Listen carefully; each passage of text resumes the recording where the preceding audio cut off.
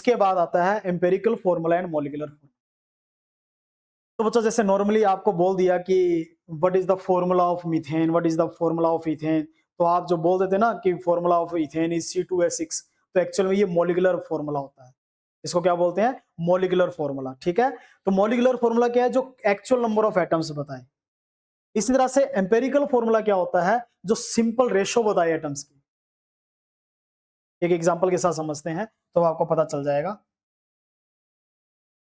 जैसे ये देखो, सबसे पहले empirical formula, depicting constant atoms in their simplest ratio के अंदर। Molecular formula depicting actual number of atoms in one molecule of the compound. एक एक्चुअल नंबर ऑफ एटम्स बता दे। ठीक है, तो molecular formula is generally an integral multiple of empirical formula. दोनों के बीच में क्या रिलेशन होता है? ये होता है। हाँ जी, मॉलिक्यूलर फॉर्मूला इसकी इक्वल होता है एन इंटू एम्पेरिकल फॉर्मूला, जहां पे एन क्या होता है? मॉलिक्यूलर फॉर्मूला मास, अरे मॉलिक्यूलर मास को मॉलिक्यूलर फॉर्मूला मास बोलते हैं, ठीक है ना, और divide by empirical formula mass.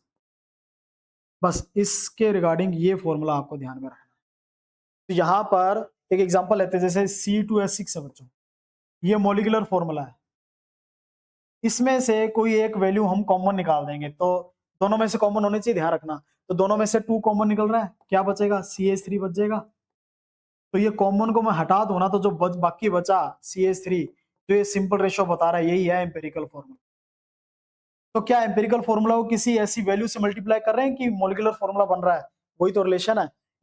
Empirical फॉर्मूले को किसी वैल्यू से मल्टीप्लाई किया, वो मॉलिक्यूलर फॉर्मूला बन रहा है।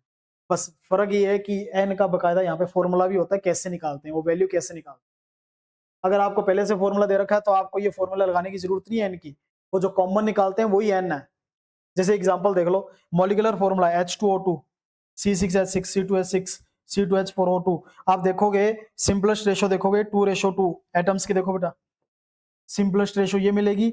आप इसके अंदर एम्पिरिकल फॉर्मूला बनाओगे तो सिंपलेस्ट रेशो के अंदर जितना मिनिमम हो सकता है वो करके कॉमन वगैरह निकाल के क्या बचेगी? 1:1, तो HO, 1:1 CH, 1:3 CH3, 1:2:1 यानी CH2O।